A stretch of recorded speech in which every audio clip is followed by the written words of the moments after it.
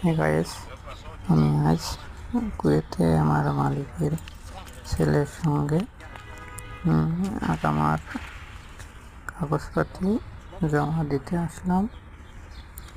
এই যে অফিস, এই যে অফিসটা হেবি বড়। যে বহুত গাড়ি আছে, এখানে পুলিশ আছে। দেখুন, আমাদের কাজ হয়ে গেছে। আমরা এখন বাড়ির দিকে রওনা দিতেছি। এই যে গেট, এখানে কি একজন দাঁড়িয়ে আছে, মেয়ে লোক। এই যে গেট, মেন গেট।